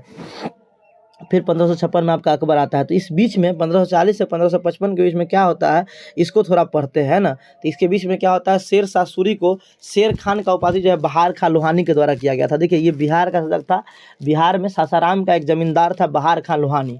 ठीक है, बहार खां लोहानी के द्वारा जो है ना, बहार खां लोहानी के यहाँ इसके शेर शाह के पिता जो है ना काम करते थे, तो उसके पिता काम करता था और वहीं पे शेर शाह भी बाद में रहता था। ऐसा कहा जाता है कि शेर शाह जो है ना एक ही तलवार में एक शेर को मार दिया था, जिससे खुश होकर के बहार खां लोहानी के द्वारा शेर शाह सूरी को शेर खां का उपाधि दिया गया था। शेर शाह ने बहुत मतलब कि कुछ चीज़ों बहुत मतलब कि ये तो एक काम तो ये किया था कि अलाउद्दीन का जो व्यवस्था था उसको जीवित करने का काम किया था, और साथ में ही मतलब शेर शाह के द्वारा जो व्यवस्था लाया गया था उसमें से बहुत सारी चीज़ों को अकबर भी आगे चल करके फॉलो करता है और उस मतलब कि उसको जो है अप्रिशिएट करने का काम करता है। तो शेर शाह ने कबूलियत एवं पट्टा प्रथा का शुरुआत किया था। याद रखिएगा, कबूलियत और पट्टा मतलब ज़मीन जो है पट्टे पे दिया जाता था, तो कबूलियत और पट्टा प्रथा का शुरुआत जो है शेर शाह के द्वारा किया गया था। शेर शाह ने 1541 ईस्वी में पाटलिपुत्र को पुनः पटना नाम से स्थापित करता है ना। तो याद रखिएगा, पाटलिपुत्र को पटना नाम से कौन स्थापित करता है, शेर शाह के द्वारा स्थापित किया जाता है। पिछला हम लोग प्राचीन भारत में पढ़े थे कि पाटलिग्राम या पाटलिपुत्र का स्थापना किसके द्वारा किया गया था, तो उदयीन के द्वारा किया गया था। और पाटलिपुत्र को पटना के नाम से कौन स्थापित करता है, तो शेर शाह स्थापित करता है। शेर शाह के द्वारा एक किला का निर्माण किया जाता है, एक मस्जिद का, जिसका नाम है किला एक पूना। बहुत इंपॉर्टेंट है ये, यहाँ पे नज़र लोगों का बहुत कम जाता है। याद रखिएगा, किला एक पूना नाम का मस्जिद का निर्माण जो है किसके द्वारा करवाया जाता है, आपके शेर शाह के द्वारा करवाया जाता है। समझ गए। उसके बाद हम लोग देखते हैं उसके बाद 1540 से 1555 के बाद जो है जब वापस हुमायूं जब गद्दी पे आता है और कुछ टाइम के बाद दीन पनाह में जो पुस्तकालय का निर्माण करवाता है, उसी पुस्तकालय से गिर करके जो है हुमायूं का मृत्यु हो जाता है। तो इस प्रकार से फिर सम्राट उसका जो बेटा है अकबर, उसका राज्याभिषेक होता है कब, 14 फरवरी 1556 को, वैलेंटाइन डे के दिन 14 फरवरी 1556 को जो है आपका सम्राट अकबर का राज्याभिषेक हुआ था। 14 फरवरी हम वैलेंटाइन डे बोले हैं, साथ में आप एक बहुत दुखद घटना भी हुआ था भारत में, जिसको पुलवामा के नाम से हम लोग जानते हैं। तो आपको इसलिए मैं ये डेट बता रहा हूँ 14 फरवरी, ताकि आप याद रखिए, कई बार आपसे एग्जाम में डेट पूछ देगा। आप देखिए, सम्राट अकबर का राज्याभिषेक हुआ था 14 फरवरी को 1556 में, और बाबर का जन्म हुआ था 14 फरवरी को 1483 में फरगना में। तो ये याद रखिएगा, उसका दादा का जन्म हुआ था 14 फरवरी को 1483 में फरगना में, और अकबर का राज्याभिषेक हुआ था 14 फरवरी 1556 को कालानौर में। तो जगह का नाम था कालानौर। कब हुआ था, 14 फरवरी 1556 को हुआ था, इस बात को याद रखना है। अकबर का संरक्षक जो था वो बैरम खां था। कौन था, बैरम खां था, अकबर का संरक्षक था। 4 वर्ष तक जो है ना अकबर जो है बैरम खां के शासन काल में ही शासन किया था। ठीक है, उसके संरक्षण में ही शासन किया था। 5 नवंबर 1556 को अकबर एवं हेमू के बीच पानीपत की दूसरी लड़ाई हुई, जिसमें अकबर विजयी हुआ। अभी हम लोग पढ़ रहे थे कि पानीपत का पहला लड़ाई कब होता है, 1526 में होता है, जो कि बाबर और इब्राहिम लोदी के बीच में होता है। बाबर विजयी होता है, उसके 30 साल के बाद, है ना, उसके 30वें साल 1556 को पानीपत का दूसरा युद्ध होता है आपका 5 नवंबर 1556 को अकबर और हेमू के बीच में। किसके बीच में? अकबर और हेमू के बीच में। और इसमें हेमू पराजित हो जाता है और अकबर की जीत हो जाती है, समझ गए। उसके बाद अकबर के समय में एक और युद्ध देखने को मिलता है, जिसको बहुत प्रचलित युद्ध है, जिसे हल्दी घाटी के युद्ध के नाम से जानते हैं। और ये युद्ध जो हुआ था वो 18 जून 1576 को हुआ था। अकबर और महाराणा प्रताप के बीच में हुआ था। अकबर और महाराणा प्रताप के बीच में हुआ था। कब? हल्दी घाटी का युद्ध कब हुआ था? 1576 में। आप डेट याद रखेंगे 1576 में, ईयर याद रहना, डेट अगर नहीं भी याद लेकिन ईयर जरूर याद रहना चाहिए कि 18 जून 1576 को हल्दी घाटी का युद्ध हुआ था। किसके बीच में? अकबर और महाराणा प्रताप के बीच में, जिसमें मुगल सेना का नेतृत्व जो है वो कर रहा था मान सिंह। कौन कर रहा था? मान सिंह कर रहा था। और इस प्रकार जो है मतलब कि उस युद्ध में जो है आपके मान सिंह के द्वारा जो है मतलब कि मुगल वंश की जीत हो जाती है और महाराणा प्रताप को जो है मतलब कि युद्ध छोड़ करके भागना पड़ता है। अकबर ने जैन धर्म के विद्वान हरिविजय सूरी को जगत गुरु का उपाधि दिया था। जैन धर्म क्वेश्चन आपसे ध्यान रखना है, क्या पूछेगा? हरिविजय सूरी का संबंध किस धर्म से है? जैन धर्म से। तो हरिविजय सूरी को जगत गुरु का उपाधि किसके द्वारा दिया गया था? अकबर के द्वारा। वो जैन धर्म था, जैन धर्म का विद्वान था, ठीक है। जब्ती प्रणाली का शुरुआत जो है ना अकबर के शासनकाल में हुआ। जब्ती प्रणाली का शुरुआत किस शासनकाल में हुआ? अकबर के शासनकाल में, है ना। जब्ती प्रणाली का शुरुआत जो है अकबर के शासनकाल में हुआ है। इस बात को आपको क्या करना, ध्यान रखना है। मुगल काल में दहसाल बंदोबस्त व्यवस्था की शुरुआत टोडरमल ने किया था। बहुत इंपॉर्टेंट क्वेश्चन है। दहसाला बंदोबस्त का शुरुआत किसके द्वारा किया गया था? टोडरमल के द्वारा। किसके समय में किया गया था? आपका अकबर के समय में किया गया था दहसाला बंदोबस्त टोडरमल के द्वारा। अकबर के द्वारा एक धर्म चलाया गया जिसका नाम रखा गया था दीन ए इलाही धर्म, जिसमें मतलब कि सभी धर्म के लोग इसको स्वीकार कर सकता था। मतलब उसमें वो एक अलग धर्म था, ठीक है ना, एक नवीन धर्म था। अकबर चाह रहा था कि मतलब कोई भी व्यक्ति जो है ना सब धर्मों में समानता रहे। तो इस वजह से अकबर के द्वारा दीन ए इलाही धर्म चलाया गया था। और दीन ए इलाही धर्म को स्वीकार करने वाला प्रथम एवं अंतिम हिंदू कोई था, तो बीरबल था। बीरबल का वास्तविक नाम महेश दास था। तो इस बात को आपको ध्यान रखना है। अकबर के समय में कुछ चित्रकार रहता था, बहुत इंपॉर्टेंट है, क्वेश्चन पूछता है। अकबर के समय में दसवंत, बसावन एवं अब्दुल समद, कौन कौन हो गया? दसवंत, बसावन और अब्दुल समद नाम का चित्रकार रहा करता था अकबर के समय में, ठीक है। तानसेन एक गायक था, कवि था, बहुत अच्छा संगीत गाता था। तानसेन को अकबर के द्वारा कंठाभरण वाणी विलास का उपाधि दिया गया था। तो याद रखिएगा, तानसेन को कौन सा उपाधि दिया गया था? कंठाभरण वाणी विलास का उपाधि दिया गया था। किसके द्वारा दिया गया था? आपके अकबर के द्वारा दिया गया था। अकबर के द्वारा अनुवाद विभाग का स्थापना किया। क्या किया गया था? अनुवाद विभाग का स्थापना किसके द्वारा किया गया था? अकबर के द्वारा। अकबर जब गुजरात में पहली बार अकबर जो है ना गुजरात में जब गया था तो पहली बार समुद्र को देखा था। उससे पहले वो समुद्र नहीं देखा था।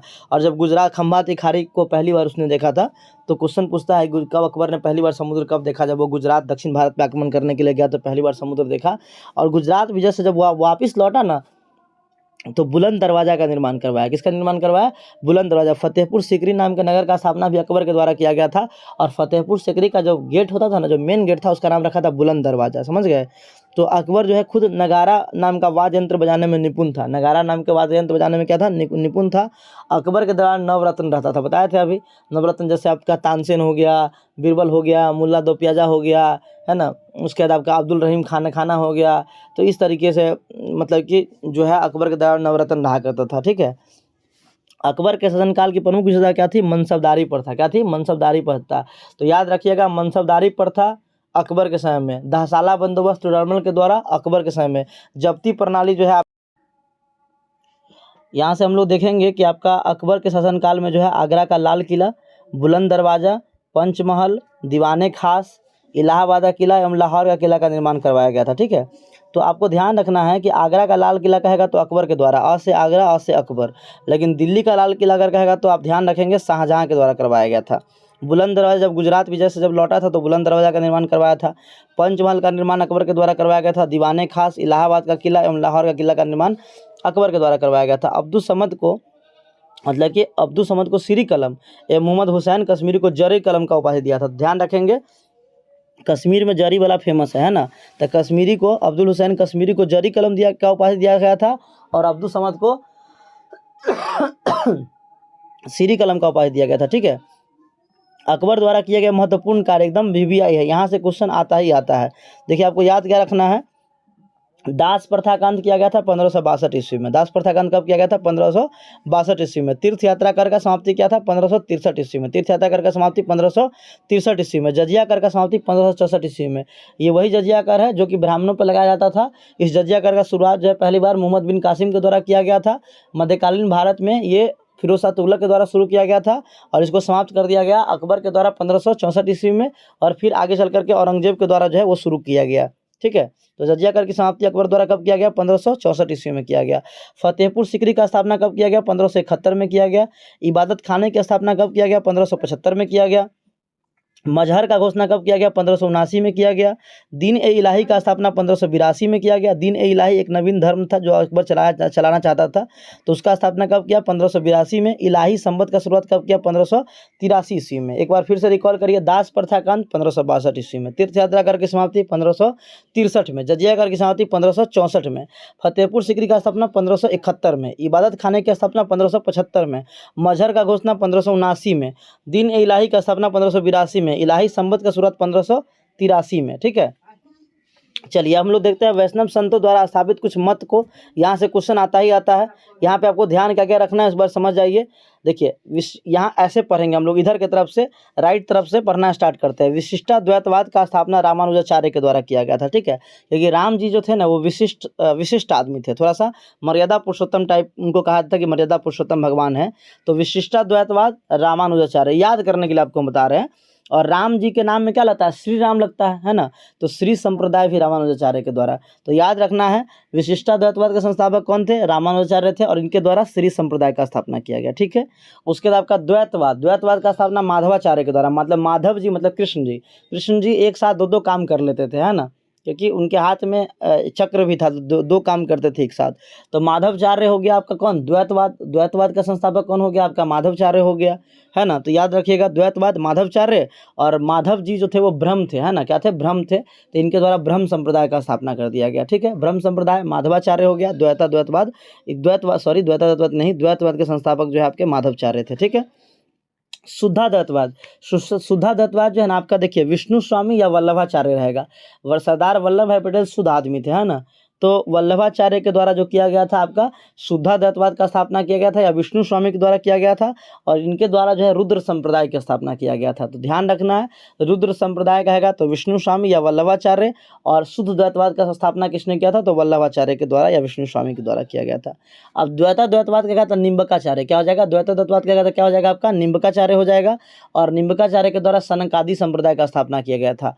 तो आप एक बार कैसे याद रखेंगे? सनकादि संप्रदाय कहेगा तो निम्बकाचार्य हो जाएगा, और इसके द्वारा जो है द्वैतवाद का स्थापना किया गया था। तो इस चीज़ को आपको क्या करना है? याद रखना है। अब देखिए प्राचीन मंदिर एवं उनके निर्माण करता है, यहाँ से हर एग्जाम में क्वेश्चन आता है।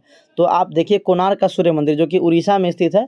कोणार्क का सूर्य मंदिर का निर्माण नरसिंह देव प्रथम के द्वारा करवाया गया था। कोणार्क का सूर्य मंदिर का निर्माण नरसिंह देव प्रथम के द्वारा करवाया गया था। कांची का कैलाश मंदिर का निर्माण नरसिंह वर्मन द्वितीय। देखिए कांची का कैलाश मंदिर कहेगा तो नरसिंह वर्मन द्वितीय, और एलोरा का कैलाश मंदिर कहेगा तो कृष्ण प्रथम। कंफ्यूज नहीं होना है। कांची का कैलाश मंदिर कहेगा तो नरसिंह वर्मन द्वितीय, और एलोरा का कैलाश मंदिर का, देख कांची तमिलनाडु में है ना, एलोरा आपका महाराष्ट्र में, औरंगाबाद के पास में, है ना। तो एलोरा का कैलाश मंदिर कहेगा तो कृष्ण प्रथम हो जाएगा। मामलापुरम का तट मंदिर कहेगा तो नरसिंह वर्मन द्वितीय हो जाएगा। पुरी का जगन्नाथ मंदिर जो कि उड़ीसा में है, ये कहेगा आपका तो चोल शासक गंगदेव के द्वारा करवाया गया था। तो पुरी आपका कहाँ है? उड़ीसा में है। फेमस है पुरी का जगन्नाथ मंदिर, किसके द्वारा करवाया गया था? चोल शासक गंगदेव के द्वारा करवाया गया था। और उड़ीसा का लिंगराज मंदिर कहेगा तो ये आपका ययाति केसरी के द्वारा, किसके द्वारा? ययाति केसरी के द्वारा ये उड़ीसा का लिंगराज मंदिर का निर्माण करवाया गया था। तो इस प्रकार आपका ये पूरा खत्म हो जाता है, समझ गए। अब हम लोग देखते हैं कि न्याय की जंजीर के रूप में किसे जाना जाता है? जहांगीर को। जहांगीर जो था ना वो अकबर का बेटा था, समझ गए। तो जहांगीर के समय में जहांगीर को न्याय की जंजीर के रूप में जाना जाता है, समझ गए। जहांगीर का बड़ा पुत्र था खुसरो ने गुरु अर्जुन देव की सहायता से जहांगीर के खिलाफ विद्रोह किया। मतलब कि हुआ क्या था कि जहांगीर खुद ही बहुत ज़्यादा उम्र में शासक बना था, और उसका जब वो राजा बना तो उसके बाद उसका बेटा का उम्र भी बहुत ज़्यादा हो गया था। तो खुसरो चाहता था कि हम राजा बने, और इस क्रम में वो क्या किया? सिखों के 5वें गुरु अर्जुन देव से सहायता मतलब आशीर्वाद लेने के लिए गया था। इस बात से जहांगीर बहुत ज़्यादा भड़क गया, और जहांगीर जो है वो सिखों के 5वें गुरु अर्जुन देव को दिल्ली बुला करके उनको फांसी का सज़ा दे दिया। तो इस बात को आपको ध्यान रखना है। इसके समय में मुगल चित्रकला जो है ना अपने चरमोत्कर्ष पे था, मतलब आपको याद रखना है कि मुगल चित्रकला की नींव पड़ी थी अकबर के समय में, लेकिन मुगल चित्रकला अपने ऊंचाई पे पहुंचा था कब? जहांगीर के समय में। तो ये दोनों बात आपको ध्यान रखना है, बहुत इंपॉर्टेंट है ये। इसके दरबार में, जहांगीर के दरबार में प्रमुख चित्रकार था, उसका नाम था उस्ताद मंसूर, अबुल हसन, बिशन दास और मोहम्मद मुराद। कौन कौन? उस्ताद मंसूर हो गया, अबुल हसन हो गया, बिशन दास हो गया और मोहम्मद मुराद हो गया। उसमें मंसूर को जो है ना, मंसूर को कहा जाता था आपके नादिर उल अस्त्र का उपाधि दिया गया था, और अबुल हसन को नादिर उल जमा का उपाधि दिया गया था। तो इस दोनों बात को आपको क्या करना है? ध्यान रखना है, समझ गए। संस्कृत भाषा के विद्वान जगन्नाथ को पंडित राज का उपाधि दिया था किसने? जहांगीर ने। क्या नाम है? संस्कृत भाषा के विद्वान, उनका नाम है, क्या नाम था? जगन्नाथ। क्या नाम है? जगन्नाथ नाम है। उनको पंडित राज का उपाधि दिया था किसने दिया था? जहांगीर ने दिया था। अशोक के कौशाम्बी स्तंभ पर जहांगीर का लेख उत्कीर्ण है ना। कौशाम्बी स्तंभ का निर्माण किसके द्वारा करवाया गया था? अशोक के द्वारा करवाया गया था। उसके ऊपर किसका लेख उत्कीर्ण है? जहांगीर का लेख उत्कीर्ण है। इस बात को आपको याद रखना है। जहांगीर के शासनकाल में पहली बार कोई अंग्रेज भारत आया था, जिसका नाम था कैप्टन हॉकिंस। कैप्टन हॉकिंस जो है भारत आया था 1608 ईस्वी में, और जहांगीर के द्वारा जो है उसको इंग्लिश खान का उपाधि दिया गया था। और दूसरा जो सर टॉमस रो, वो 1615 में आया था। तो दो गो अंग्रेज पहली बार भारत में आया था, कैप्टन हॉकिंस और सर टॉमस रो। उस समय भारत का शासक जो था वो जहांगीर था, क्योंकि जहांगीर का क्रम था 1605 से 1627 ईस्वी तक जहांगीर जो है भारत में शासन किया था। इस बात को आपको ध्यान रखना है। जहांगीर के मकबरा का निर्माण नूरजहां ने करवाया था, है ना। नूरजहां जो है जहांगीर की पत्नी थी। नूरजहां का विवाह पहले से हो चुका था और वो विधवा थी। और फारसियों का जो प्रमुख त्यौहार होता है नौरोज़, नौरोज़ त्यौहार के दिन जब जहांगीर पहली बार नूरजहां को देखा था, तो उस उस पे फिदा हो गया था और उससे मतलब शादी करने का मन बनाया, और बाद में उसे अपने पत्नी बनाया। और पहले नूरजहां का जो वास्तविक नाम था, मूल नाम था, वो मेहरुनिसा था, लेकिन जहांगीर के द्वारा उसे नूरजहां का उपाधि दिया गया। और जब जहांगीर मर गया तो जहांगीर के मकबरा का निर्माण जो है नूरजहां के द्वारा ही करवाया गया। नूरजहां के द्वारा एक और मकबरा का निर्माण करवाया गया, जो कि उसके पिता का मकबरा था, जिसका नाम एतमाद-उद-दौला का मकबरा था। और एतमाद-उद-दौला का मकबरा जो है ना, भारत में सफ़ेद संगमरमर से निर्मित पहला मकबरा था। तो क्वेश्चन पूछता है कि सफ़ेद संगमरमर से निर्मित भारत का पहला मकबरा कौन है? तो एतमाद-उद-दौला का मकबरा है, जो कि किसके द्वारा निर्माण करवाया गया था? नूरजहां के द्वारा निर्माण करवाया गया था। और नूरजहां अपने पिता के मरने के बाद उनके याद में एतमाद-उद-दौला का मकबरा बनवाई थी, और जो कि सफ़ेद संगमरमर से निर्मित था। नूरजहां का वास्तविक नाम मेहरुनिसा था, बता दिए। मेहरुनिसा, उसकी माँ का नाम जो था अस्मत बेगम था, और अस्मत बेगम जो है वो गुलाब से इत्र निकालना सिखाती थी। इन सारे बातों का आपको क्या करना है? याद रखना है। जहांगीर के बाद उसका बेटा शाहजहां जो है वो मुगल सम्राट की गद्दी पर बैठता है, और 1627 से लेकर के 1658 तक जो है वो शाहजहां जो है शासन करता है। शाहजहां के द्वारा मयूर सिंहासन का निर्माण करवाया जाता है। साथ में शाहजहां के द्वारा जो है अपनी पत्नी मुमताज़ की याद में जो है ताजमहल का निर्माण करवाया जाता है। और ताजमहल का निर्माण करने वाला मुख्य स्थापत्य कलाकार जो रहता है वो उस्ताद अहमद लाहौरी रहता है, ठीक है। और शाहजहां के समय में जो है ना, जिस प्रकार से चित्रकला का स्वर्ण काल जहांगीर के समय में कहा जाता है, उसी प्रकार से स्थापत्य कला का मतलब भवन निर्माण वगैरह का जो स्वर्ण काल है वो आपके शाहजहां के समय को कहा जाता है, ठीक है। तो इस बात को आपको याद रखना है। दारा शिकोह जो है शाहजहां का पुत्र था। दारा शिकोह, औरंगजेब, ये सब शाहजहां का ही पुत्र था। शाहजहां चाहता था कि दारा शिकोह जो है ना वो राजा बने, वो अकबर जैसा था, लेकिन बाद में दारा शिकोह को पराजित करके औरंगजेब जो है वो राजा बनता है। दारा शिकोह ने सर-ए-अकबर नाम से उपनिषदों का अनुवाद करवाया था। किस नाम से? सर-ए-अकबर के नाम से। उपनिषदों का अनुवाद किसने करवाया था? दारा शिकोह ने। किस नाम से करवाया था? सर-ए-अकबर के नाम से करवाया था। इसके अतिरिक्त इसने भागवत गीता एवं रामायण का ही फारसी में अनुवाद करवाया था। तो भागवत गीता और रामायण का फारसी में अनुवाद किसने करवाया था? तो याद आपको बताना है, दारा शिकोह करवाया था।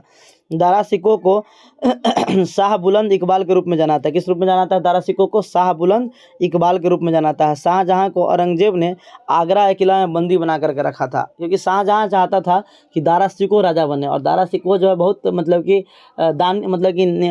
न्याय प्रवृत्ति का आदमी था, अकबर जैसा था वो, इसलिए शाहजहां चाहता था कि दारा शिकोह ही राजा बने।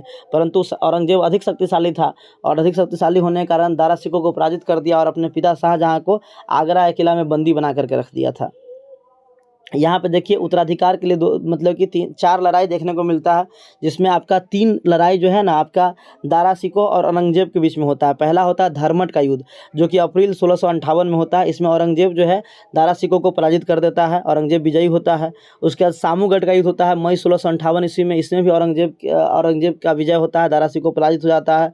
और अगला जो होता है अंतिम जो युद्ध होता है वो देवराय का युद्ध होता है, जो कि मार्च 1659 में होता है, और इसमें भी जो है औरंगजेब विजयी होता है। और इस प्रकार औरंगजेब जो है ना मुगल साम्राज्य का सम्राट बन जाता है। ठीक है, मुगल साम्राज्य का एकमात्र जिसका राजा 2 बार हुआ तो वो औरंगजेब था। औरंगजेब का राज्याभिषेक जो है ना 2 बार होता है, तो एकमात्र शासक है औरंगजेब जिसका राज्याभिषेक कितना बार हुआ, 2 बार हुआ। तो इस बात को आपको ध्यान रखना है। औरंगजेब ने अपना दूसरा राज्याभिषेक 1659 में जब ये पूरी तरीके से दारा शिकोह को पराजित कर दिया और अपने पिता को कैद कर लिया, बंदी बना लिया, तो उसके बाद इसने अपना दूसरा राज्याभिषेक जो है 1659 में करवाया, देवराय के युद्ध के बाद। औरंगजेब को जिंदा पीर कहा था। क्या कहा जाता था? औरंगजेब को जिंदा पीर कहा जाता था। और इसने सिख धर्म के 9वें गुरु तेग बहादुर की हत्या करवा दिया। अभी हम लोग पढ़े थे कि 5वें गुरु अर्जुन देव का हत्या जो है जहांगीर के द्वारा करवाया गया था। उसी प्रकार 9वें गुरु तेग बहादुर की हत्या जो है वो औरंगजेब के द्वारा करवाया गया था। इस बात को भी आपको क्या करना है, ध्यान रखना है। 1666 ईस्वी में इसने शिवाजी को कैद करके जयपुर भवन में रखा था। कहाँ पे रखा था? क्वेश्चन पूछता है कि शिवाजी को कैद करके कहाँ रखा था, तो जयपुर भवन में रखा था। कहाँ रखा था? जयपुर भवन में रखा था। वही शिवाजी जिसके दरबार में अष्टप्रधान रहता था। जब आपको हम पहले बता रहे थे, जो जिस समय हम लोग कृष्णदेव राय के बारे में पढ़ रहे थे, जहाँ पे कहा था कि अष्ट दिग्गज रहता था, जो कवियों का समूह था तेलुगु कवियों का, उसको मतलब कि अष्ट दिग्गज कहा जाता था। उसी प्रकार शिवाजी के दरबार में 8 मंत्रियों का समूह था जिसे अष्टप्रधान कहा जाता है। उसी शिवाजी को कैद करके जयपुर भवन में डाला था कौन? आपका औरंगजेब डाला था। ठीक है, औरंगजेब ने प्लस 1679 ईस्वी में जजिया कर को लागू किया। अभी हमने पहले बताया था कि जजिया कर को 1564 में खत्म कौन कर दिया था? अकबर किया था। और 1679 ईस्वी में फिर से जजिया कर को जो है लागू करने का काम औरंगजेब के द्वारा किया गया था। ठीक है, तो इस बात को आपको ध्यान रखना है। जजिया कर को लागू कौन किया? आपका औरंगजेब किया, 1679 में किया। औरंगजेब के द्वारा बीबी का मकबरा का निर्माण औरंगाबाद महाराष्ट्र में करवाया गया है ना। बीबी का मकबरा जिसको द्वितीय ताजमहल कहा जाता है। इसकी पत्नी थी अर्जुमंद बानो बेगम। अपनी पत्नी अर्जुमंद बानो बेगम की याद में इसने बीबी के मकबरा का निर्माण करवाया औरंगाबाद महाराष्ट्र में। ठीक है, ये इसको द्वितीय ताजमहल कहा जाता है। ये पूरी तरीके से लाल कलर से इसको बनवाया गया था। ठीक है, तो इस बात को भी आपको ध्यान रखना है। औरंगजेब के शासनकाल में सर्वाधिक हिंदू अधिकारी नियुक्त थे। क्या थे? सर्वाधिक हिंदू अधिकारी किसके समय में नियुक्त थे? तो ये आपके औरंगजेब के शासनकाल में सर्वाधिक हिंदू अधिकारी नियुक्त थे। इसने अपने दरबार में संगीत पर, ये पूरी तरीके से मुस्लिम जो धर्म का जो पुस्तक कुरान होता था उसके अनुसार शासन करता था, समझे। तो ये अपने दरबार में संगीत पर पाबंदी लगा दिया था। संगीत वगैरह सब बंद हो गया था। उसके बाद नवरोज़ त्यौहार वार जितना भी होता था, तुला ये वो सब कुछ को बंद करवा दिया था ये। इसने 1686 में बीजापुर, जो कि आपका बीजापुर आपका कहाँ पे है? कर्नाटक में है।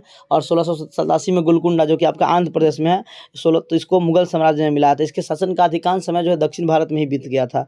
औरंगजेब के समय सूबों की संख्या सबसे ज़्यादा थी और 20 गो थी। कितना थी? 20 गो सूबा था औरंगजेब के समय में। फ्रांकोइस बर्नियर को औरंगजेब के चिकित्सक के रूप में जाना जाता है। किसको? औरंगजेब का चिकित्सक के रूप में जाना जाता है फ्रांकोइस बर्नियर को औरंगजेब के चिकित्सक के रूप में जाना जाता है। औरंगजेब सुन्नी धर्म का अनुयायी था। किस धर्म का अनुयायी था औरंगजेब? सुन्नी को। मतलब मुसलमान में 2 धर्म होता है, शिया और सुन्नी। शिया देख के विश्वास करता है और सुन्नी जो है मतलब सुन के विश्वास करता है ना। तो औरंगजेब जो है वो सुन्नी धर्म का अनुयायी था। और ये बहुत मतलब कि कट्टरता को मानने वाला ये था औरंगजेब। औरंगजेब के समय हुए जाट विद्रोह का नेतृत्व राजा राम एवं गोकुला ने किया था। औरंगजेब के समय जाट विद्रोह देखने को मिला था। राजस्थान के जाटों ने विद्रोह किया था, जिसका नेतृत्व राजा राम और गोकुला ने किया था। औरंगजेब खुद वीणा बजाने में दक्ष था। अभी हम लोग देखे थे अकबर के बारे में। अकबर जो है नगारा बजाने में निपुण था और औरंगजेब जो है वो वीणा बजाने में निपुण था। ठीक है, तो इस बात को आपको ध्यान रखना है। अब हम लोग देखते हैं अंग्रेज और मराठों के मध्य जो है ना महत्वपूर्ण संधियाँ देखने को मिलता है। और इस चीज़ को जो हम लोग जो है स्टार्ट करेंगे, यहाँ से हम लोग जब स्टार्ट करेंगे तो आपके ये मॉडर्न मतलब आधुनिक भारत के साथ जो है ना शुरुआत करेंगे। तो यहाँ तक आपका मध्यकालीन भारत जो है कंप्लीट होता है। आप पूरे वीडियो को बार बार देखिए, अच्छे से रिवाइज कर लीजिएगा। और मुझे उम्मीद है कि मध्यकालीन भारत में इससे अधिक नहीं आने वाला है ना। आप अच्छे से पढ़िएगा, पूरा कॉन्सेप्ट क्लियर करते हुए बार बार रिवीजन करिएगा, नए फैक्ट को आप नोट करिएगा। और चीज़ों को 2 बार 3 बार 4 बार अपने एग्जाम में पहुंचने से पहले 4 से 5 बार 6 बार आप इसको रिवाइज करके एकदम रट जाइएगा। टेलीग्राम चैनल पे आपको इसका PDF मिल जाएगा और आप वहां से आप डाउनलोड करके इसको बार बार पढ़िएगा। और उम्मीद है कि आपका हिस्ट्री का क्वेश्चन नहीं छूटेगा। समझ गए? Thank you very much.